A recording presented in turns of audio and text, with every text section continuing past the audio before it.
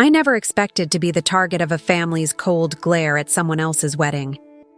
Yet here I was, standing in the corner of the dimly lit reception hall, the hum of laughter and clinking glasses swirling around me like a storm I couldn't weather. I'm Audra Wiley, 29 years old, a third-grade teacher in this small town where everyone seems to know your business before you even say a word. I've always been the responsible one in my family, the silent provider who keeps the wheels turning while others chase the spotlight. At least, that's how I've lived my life for the last 7 years, quietly paying my share of the bills, stepping in whenever the family falters, and never asking for anything in return. Last week alone, I wrote checks covering half the cost of the family mortgage, $1,200 every month for the past 5 years. Not a thank you in sight. Instead, there's Angus, my stepmother, holding court with her sharp-edged smiles and frosty dismissals, especially when it comes to me. At our last family dinner, she barely concealed her disdain when she flippantly brushed off my teaching career, calling it just a little job for a little girl. The sting of her words clung to me long after the plates were cleared, but I swallowed it, told myself it was just her way, a bitter shell hiding her own fears. My husband Daniel tells me I deserve better, that I should demand respect, but I want to believe family can change. Deep down, though, I know I'm invisible to them, valued only for what I provide, never for who I am. There's a secret I keep tucked away, a small but solid anchor. The house I live in is in my name, deed signed years ago by Dad to protect me from Angus's tightening grip. No one else knows. That ownership is my quiet rebellion, my insurance against the chaos. I've never flaunted it, never let it change how I treat people, because part of me still clings to hope that someday the family will see me as more than just a paycheck or a shadow. For now, I hold that card close and keep my head down, balancing the weight of being the family's emotional backbone while feeling like an outsider in my own home. I grew up watching Angus's cold eyes settle on me differently than on Lisa, my stepsister. I remember my 16th birthday, the way Angus handed Lisa an elegant watch wrapped in glossy paper, while I got a plain card with a generic note. Dad said nothing then, his silence like a quiet agreement. Angus lavished praise on Lisa's achievements, her cheerleading trophies, her straight A's, while I brought home straight A's myself and earned no acknowledgement. I tried to convince myself it was all stress from blending two families, that maybe she was just trying to be tough love. But once, when I confided in her, she snapped, "You'll never be one of us." The words hit me like a slap. How could someone who called herself family make me feel so unwanted? Dad's silence only deepened the wounds. I learned early that love in our house was conditional, given only to those who fit perfectly into Angus's vision of family. I swallowed the hurt, told myself to be patient, to prove my worth through quiet strength. But the sting lingers, a reminder that in this house, I'm the outsider, the invisible one who must forever fight for space. Those memories replay like a broken record whenever Angus's cold gaze crosses my path, reminding me that no matter how much I give, I'm never quite enough. Over the years, I've sacrificed more than I thought possible. Besides paying half the mortgage, I canceled vacations and turned down promotions that would have moved us miles away, all to stay close and keep supporting this family. I've cooked endless holiday dinners, driven Dad to his doctor's appointments, and covered emergency bills, like the $4,500 vet bill when their dog needed surgery. Each sacrifice felt like a brick in the foundation of this family, yet I'm treated like those efforts are just obligatory chores, not acts of kindness. Angus never says thank you. She expects it as her due. Daniel watches all this with growing frustration. "You're giving them everything, and they treat you like a stranger," he says quietly one night when I'm too tired to argue.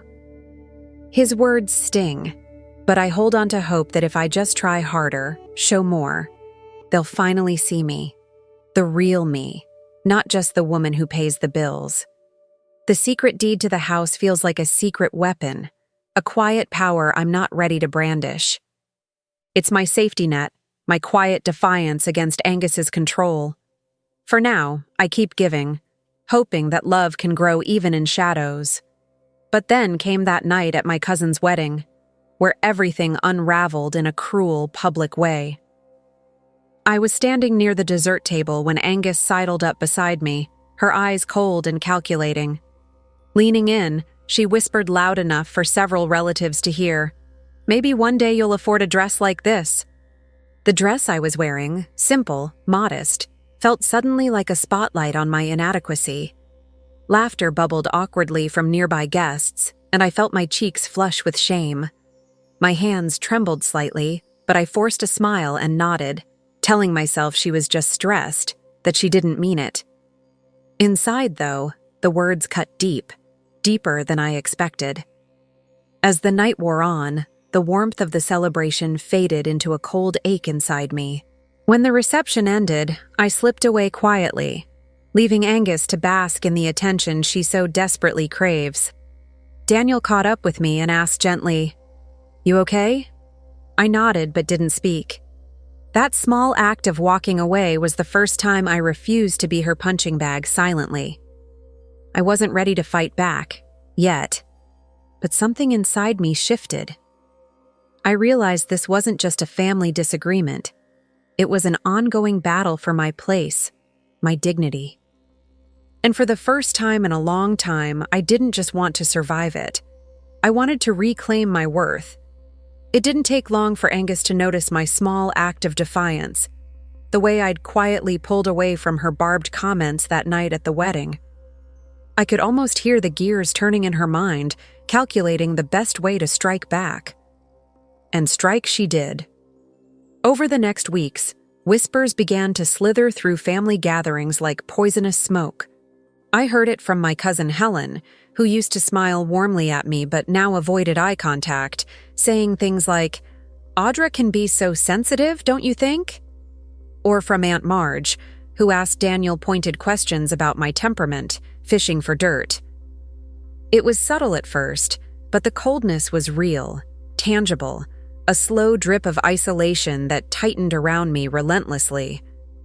Daniel called them Angus's flying monkeys, her army of relatives trained to dismantle me piece by piece. At family barbecues, the atmosphere grew heavier.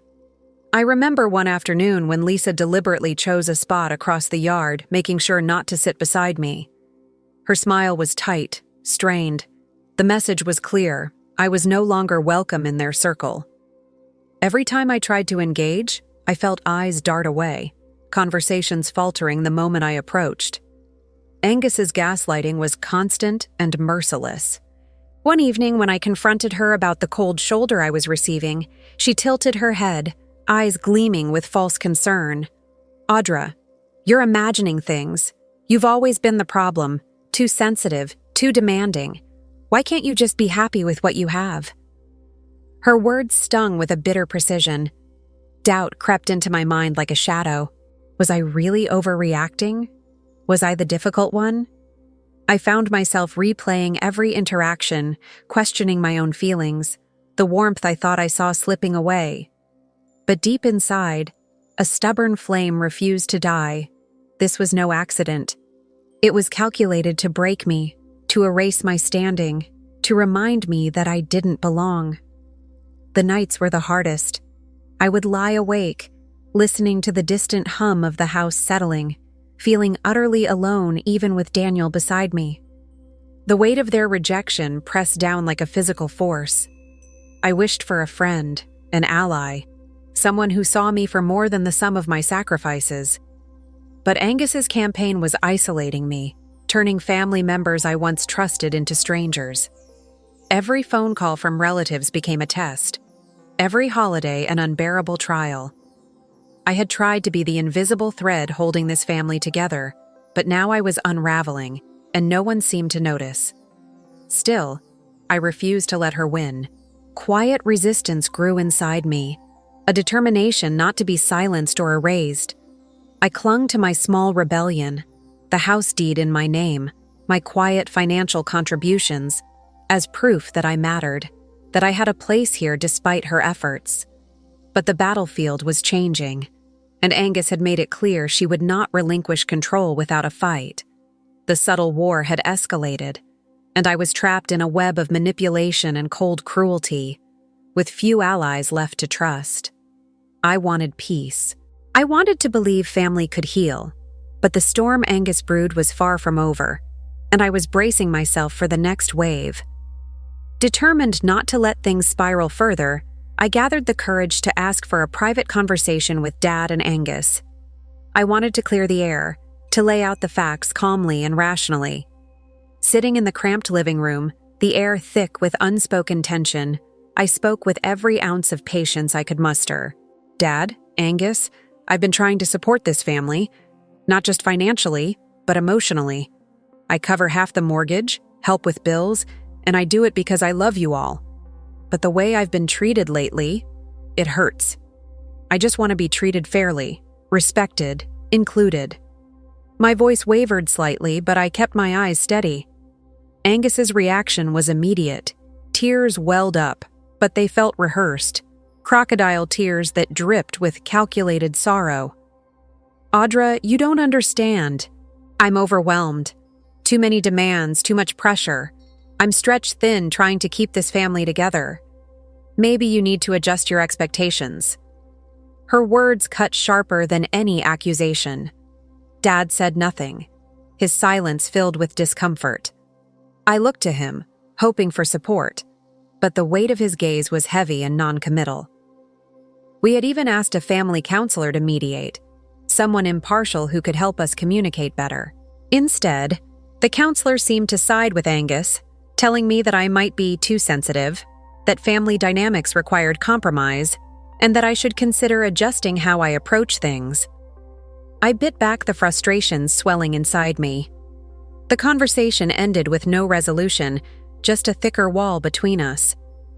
As I got up to leave, Daniel's voice was a low murmur beside me. They don't want peace, Audra. They want control. His words echoed in my mind long after the door closed behind me. Walking away from that room, the bitter realization settled like a stone in my chest. The peaceful path I had hoped for was closing fast. I wasn't being unreasonable, but the family's narrative was shifting, painting me as the problem, the troublemaker. I felt more isolated than ever, trapped in a house that should have been my home but was becoming a prison. Months passed, and the tension within the family grew into something tangible, something that clawed at the edges of my life beyond the walls of our home.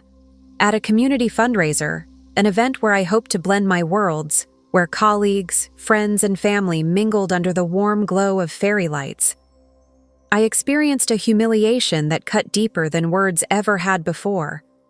Angus stood at the podium, glass raised, with that cold, triumphant gleam in her eyes. As she launched into a toast, her voice carried clearly. "Let's acknowledge those who truly support this family," she began, eyes locking onto mine. "Though sometimes, support can have strings attached." Then, without blinking, she accused me of using the family for personal gain, twisting my financial contributions into proof that I was manipulative, self-serving. She revealed private details about my struggles, things I had never shared publicly, implying that I was trying to buy my place at the table. A suffocating silence fell over the room. Colleagues exchanged awkward glances. Friends shifted uncomfortably. Daniel's face flushed with anger, and I felt my cheeks burn with shame. The sting of betrayal so sharp it robbed me of breath.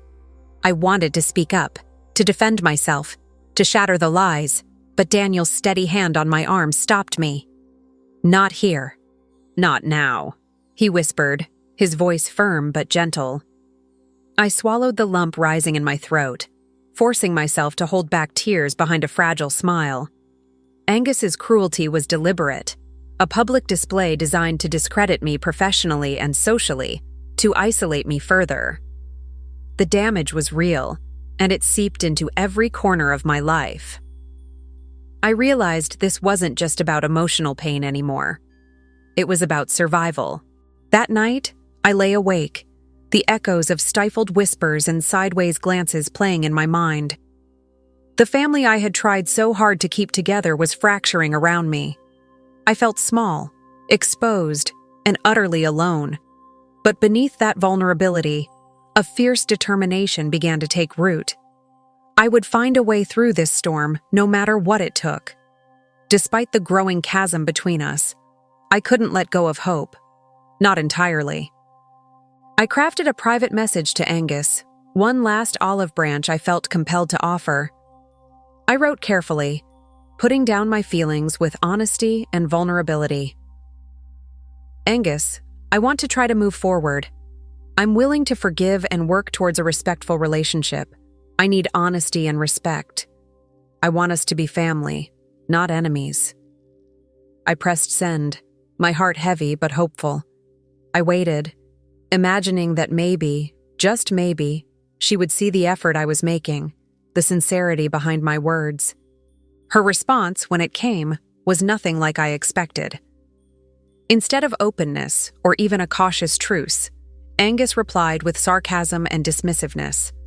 She mocked my message in a group text with other family members, turning my vulnerability into a joke. The sting of her rejection was immediate and profound. That same week, at a family brunch, she crossed a new line, publicly ridiculing Daniel in front of everyone, embarrassing us both. The room fell silent, the air thick with tension and disbelief. I could feel eyes burning into me, expecting me to react, to defend. But inside, I was shattered. In that moment, clarity pierced through the fog of confusion and pain. Angus wasn't interested in reconciliation or healing. She wielded cruelty like a weapon and took pleasure in breaking those who dared to stand up to her. I had done everything I could, kindness, patience, openness, but it was never enough. My heart ached with the loss of what could have been, but my resolve hardened. I knew I had to stop trying to fix what she was determined to destroy. The family I longed for was slipping through my fingers, and I was left holding the shards of a fractured love. The fallout was merciless and immediate. Angus wasted no time twisting my failed attempt at peace into concrete evidence of my supposed irrationality. The whispers began to spread quickly, like wildfire licking through dry leaves, and soon half the family seemed to have turned their backs on me. Invitations that used to arrive like warm embraces stopped altogether. Texts went unanswered. Calls went to voicemail. Lisa, once my closest confidant in that household, now avoided me like a stranger. Even Dad, whose gentle eyes used to hold a flicker of support, began to look away when I entered the room, retreating into silence. I was left standing in the middle of a family that suddenly felt like a frozen landscape, cold, barren, and utterly isolating. Daniel, my steadfast rock, remained my only anchor.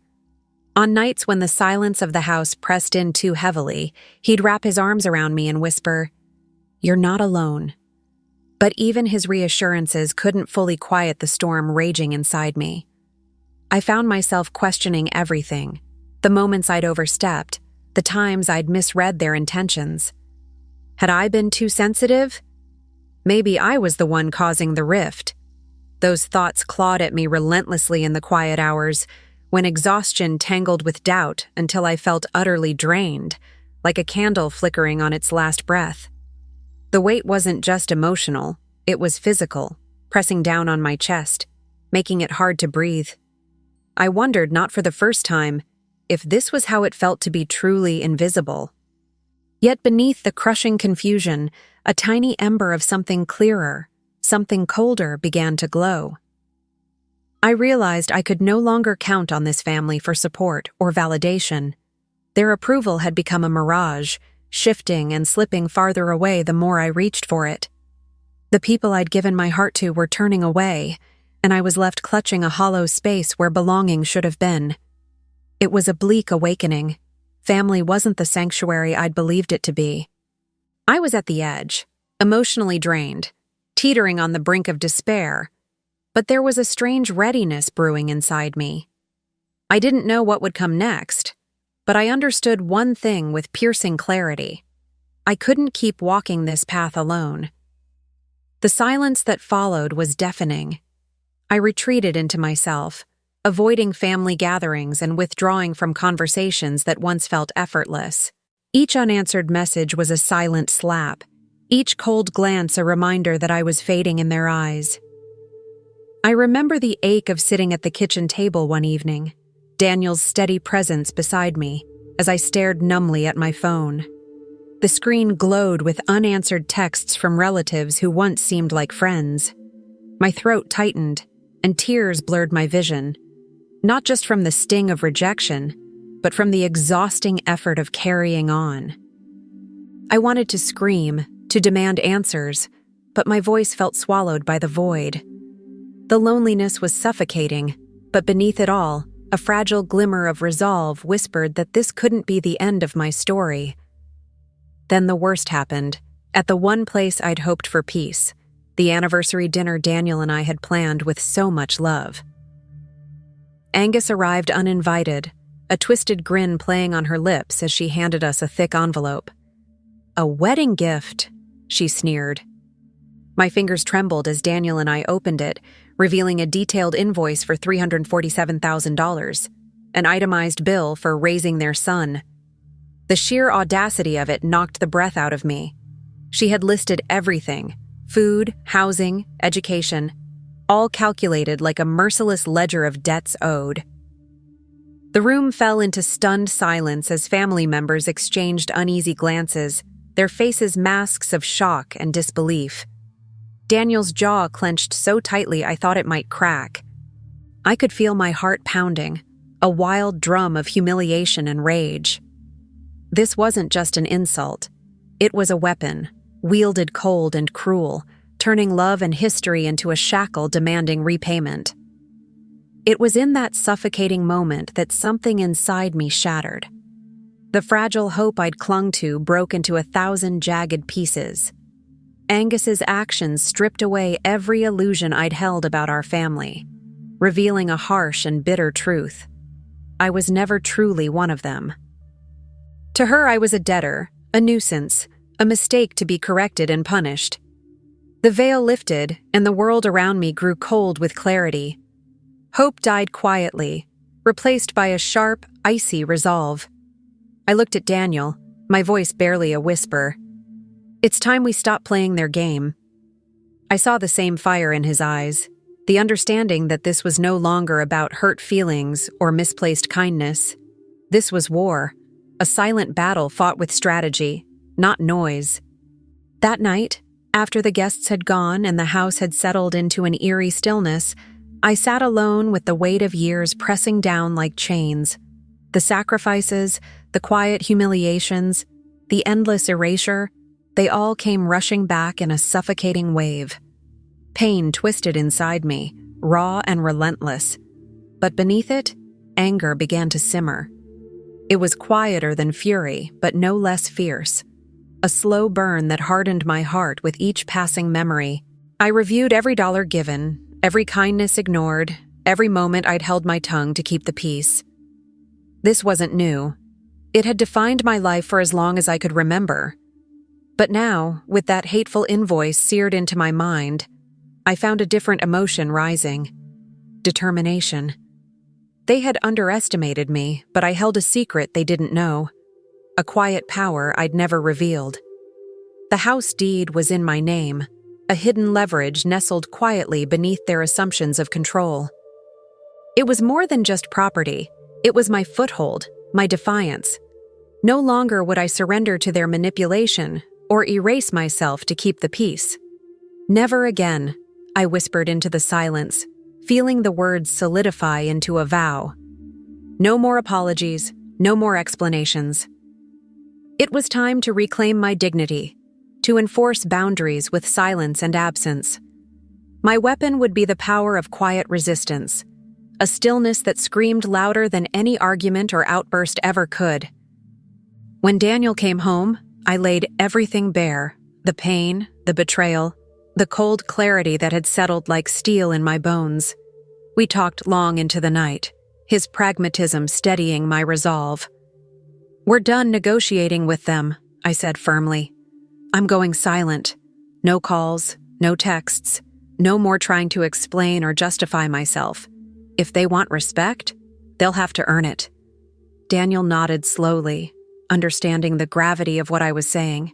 He knew the risks, the potential backlash, but he also knew the necessity. We have to be careful, he warned. This has to be precise, not reckless. We began to map out the first steps. Quiet, deliberate actions to protect what was mine and to hold Angus accountable in ways she hadn't anticipated. We would withdraw financial support, change passwords on shared accounts, and prepare for the inevitable resistance.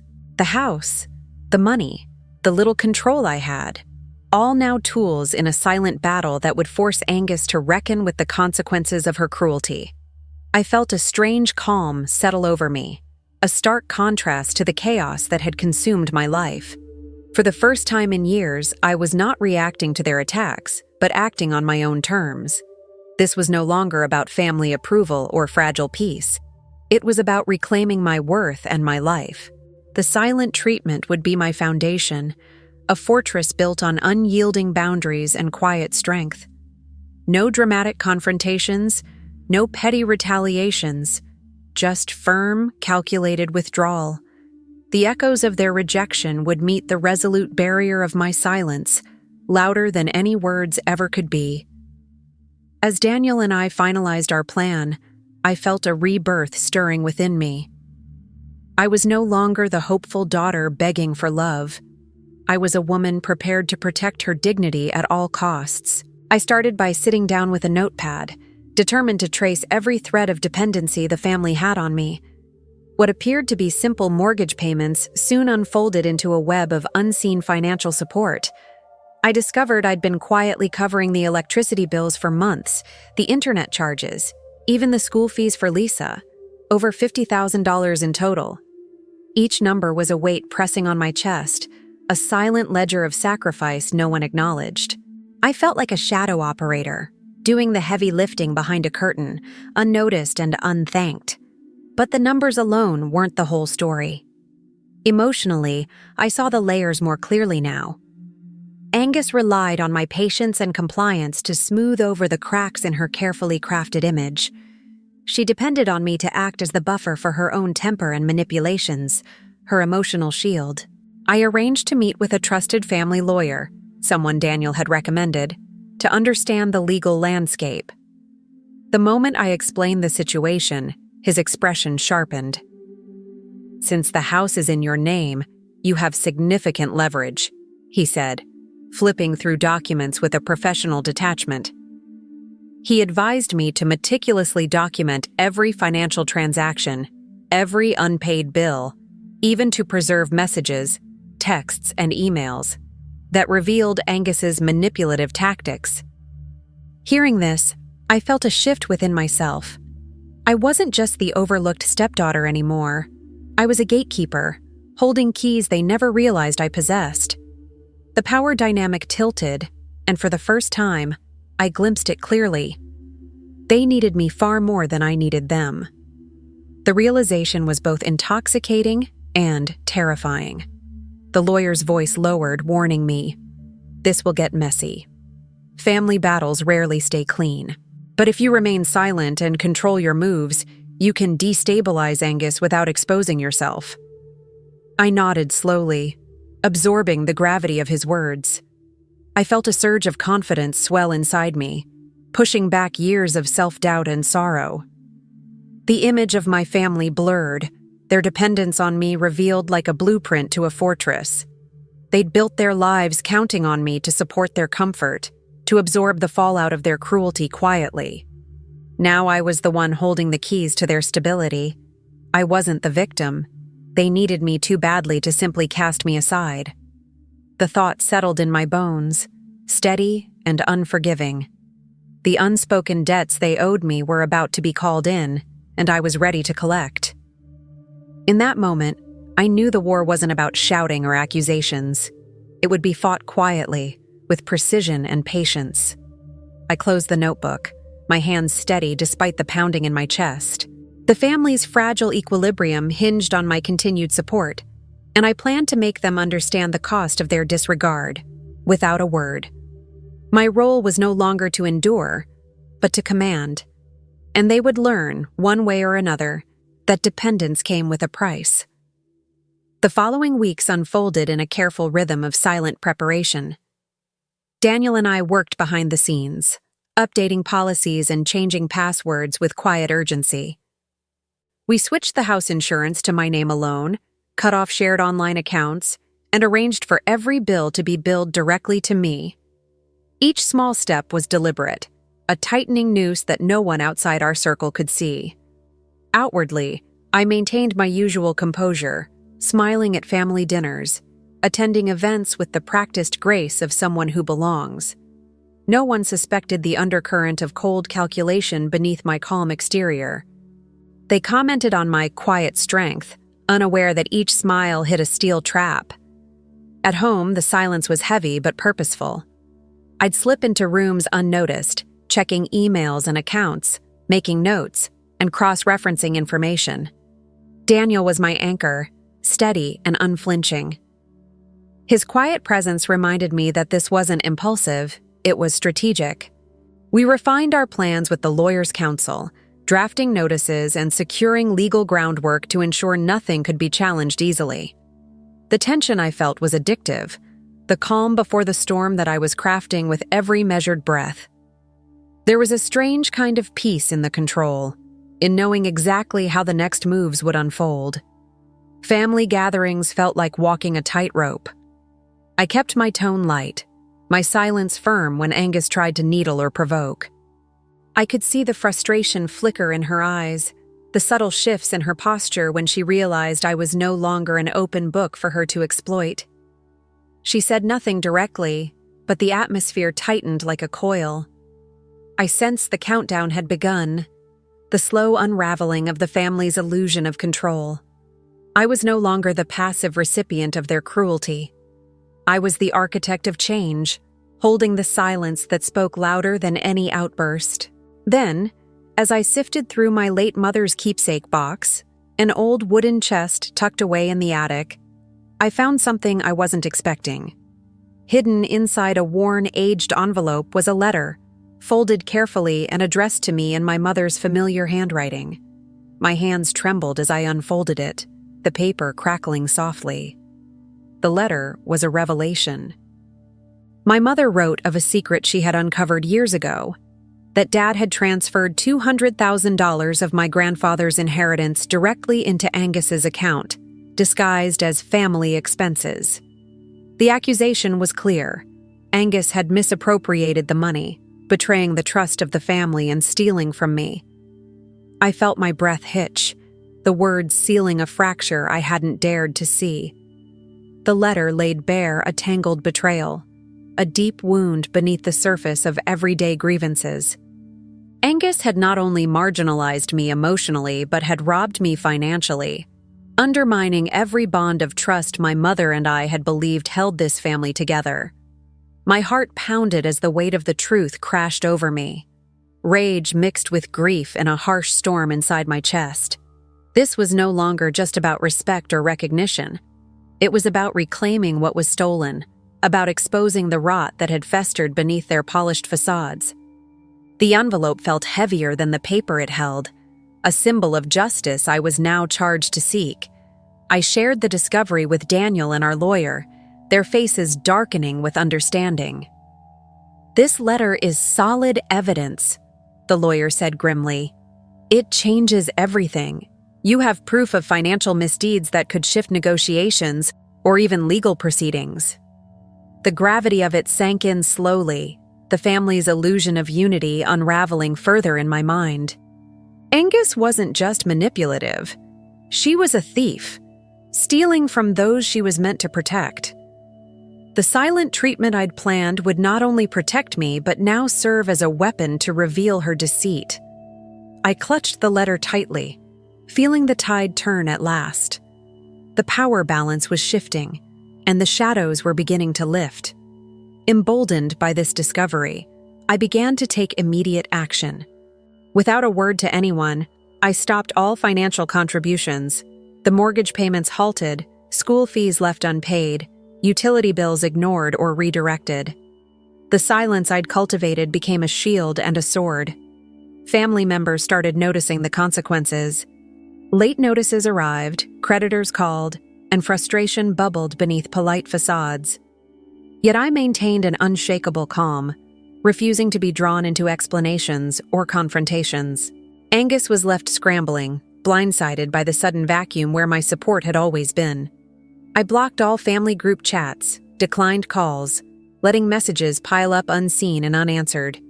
Each ignored ring was a quiet statement, a line drawn in the sand. Daniel watched me transform, from the girl who had been hurt and sidelined to a silent force wielding control with cold precision. "You're not just withdrawing," he observed. "You're sending a message. Respect isn't given freely. It's earned." The weight of that shift settled over me, chilling and empowering. The family's foundation began to crack, their world unsettled by consequences they never anticipated. Angus faced the immediate fallout: missed payments, angry creditors, the gnawing pressure of financial chaos creeping into her carefully managed life. I remained resolute, detached from the drama, letting silence speak in place of anger. No outbursts, no pleading, just firm boundaries enforced by absence and quiet refusal. The first ripples had been sent through the family's fragile web, a calculated strike to expose their dependence on me. The silent treatment was no longer passive. It had teeth, and they were biting hard. The night of Dad's birthday felt like the perfect stage, though I knew it might be the last family gathering I'd attend for a long time.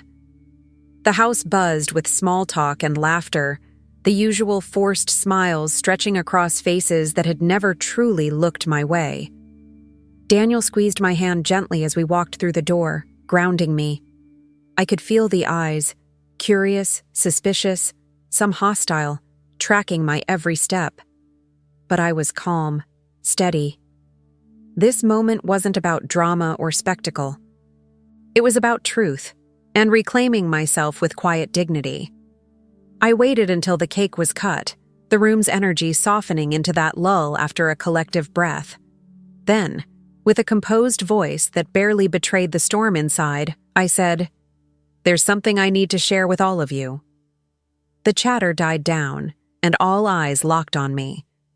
I unfolded the letter, the paper crisp in my hands, and held it out so everyone could see. This letter is from my mother. It shows clearly that Angus has been misappropriating Dad's inheritance, money that should have been part of our family's legacy, part of mine. The room fell into a stunned silence. I could see the disbelief flicker in Dad's eyes, confusion mingling with anger in Lisa's. But Angus, her face drained of color, jaw tight, had no words. "The house," I continued, voice clear and unyielding, "is legally mine. So are the payments I've been making all these years without acknowledgement or thanks. This stops now." I looked directly at Angus, the woman who'd tried to erase me quietly, but never understood the depth of my resolve. "I will no longer fund your lifestyle or accept disrespect. From this moment, communication will be on my terms, or not at all." The air shifted, heavy with tension. Some family members exchanged hesitant glances, the scales tipping in my favor. It was as if a veil had been lifted, exposing a reality many had refused to see. Angus shrank back, her usual control slipping away in a palpable pulse of silence. I didn't shout or cry. I simply stood firm, letting the weight of truth do its work. The champagne moment wasn't just mine. It was the moment the family recognized a new Audra, one who would no longer be sidelined or silenced. The room remained deadly quiet until Dad finally cleared his throat, his voice low and wavering. "Audra, I didn't know." That admission hung like a fragile thread, tearing the carefully woven facade to pieces. Lisa, avoiding Angus's gaze, muttered something about needing time. The atmosphere was thick with disbelief and dawning awareness. Angus's gaze flickered between us, desperation creeping into her eyes, but I had already sealed my stance. No apologies, no excuses, only the cold clarity of boundaries enforced. The night ended with a quiet frost settling over the room, and I felt an unfamiliar lightness in my chest. The power dynamic had shifted, irreversibly. The days following the confrontation unfolded like a storm breaking apart a fragile glass. Angus's world began to crumble with a speed that caught even me off guard. The late notices piled up on the kitchen counter. Unpaid bills, overdue payments, creditors' letters marked urgent. Phone calls from collection agencies became a constant drone whenever I wasn't around to intercept them. It was clear Angus had been relying heavily on my financial contributions to keep her precarious lifestyle afloat. Yet no matter how many frantic messages and desperate calls came in, I remained steadfast. Daniel and I agreed early on. No response, no engagement. My silence was a boundary, a shield against chaos. One evening, Angus appeared at our door, face pale and eyes wide with a mixture of pleading and fury. She begged for a conversation, for understanding, for forgiveness. The words tumbled out, a frantic blur of excuses and promises. But I didn't invite her in. I stood firm in the doorway, my voice calm but resolute as I said, "No." Then I closed the door gently, leaving her standing in the cold. The image of her, shrinking on the doorstep, was a stark contrast to the woman who had once wielded power like a weapon. It was a moment of quiet reckoning. Meanwhile, the rest of the family began to awaken from the spell Angus had cast. Quiet questions floated through texts and whispered conversations. Lisa reached out tentatively, her voice laced with confusion and uncertainty. "Audra, I don't understand what's happening. Can we talk?" I replied carefully, making it clear that any contact would require respect and honesty. Some family members began to acknowledge the cracks in the story they had believed for so long. Despite Angus's attempts to mend fences with false apologies and love bombing, I held my ground. The payments remained paused, the debts unpaid, the equilibrium unbalanced. The family's carefully constructed illusion of unity was unraveling, and I watched it with a controlled satisfaction, the kind that comes not from cruelty, but from knowing justice was beginning to take shape. Angus's desperation only deepened in the weeks that followed. She ramped up her threats, claiming publicly and privately that I was tearing the family apart, ruining what little peace remained. Emotional blackmail surfaced in phone calls where she painted herself as the victim, as the wronged party fighting to keep a family whole. Social media posts echoed the same narrative, trying to rally sympathy and isolate me further.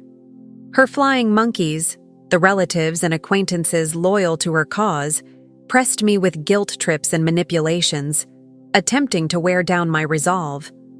But I was prepared. Behind the scenes, Daniel and I had consulted legal experts, and I maintained firm emotional boundaries. No matter the pressure or the blame, I refused to be drawn back into toxic cycles. When some family members reached out with genuine apologies, admitting they had been misled or blind to the truth, I responded cautiously. I acknowledged their words, but I made clear that rebuilding trust was a slow process, one that required consistent respect and accountability.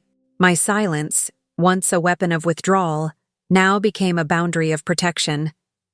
Angus's threats only underscored her growing isolation. Her credibility was eroding both in the family and legally, and she became a shadow of her former self, a figure grasping at control but slipping steadily beyond reach. Throughout it all, I remained calm, my quiet strength unshaken. The power had shifted irreversibly, and no amount of noise or manipulation could change that. 6 months later, the storm has finally settled. My life is quieter now, less tangled in the chaos of manipulation and disrespect. Daniel and I have found a new rhythm. Our bond deepened through the trials we endured together. The house remains firmly in my name, a symbol not just of property, but of autonomy and reclaimed dignity. Family contact is limited, carefully measured. I respond only when respect is shown and boundaries observed. The old gatherings, with their layers of false smiles and hidden agendas, no longer have a place in my world.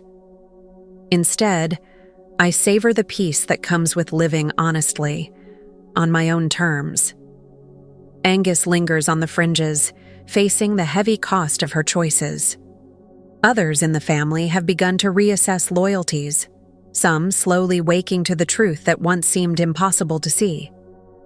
I don't carry bitterness, only the quiet contentment of having reclaimed my worth. The path here was painful, lined with sacrifice and grief, but necessary. I learned that love without respect is hollow, and that silence wielded with purpose can be a powerful tool for justice. The challenges handed to me were fierce, but I answered with calm resolve and clear boundaries. The future remains uncertain, but for the first time, it feels entirely mine, and that, more than anything, is enough.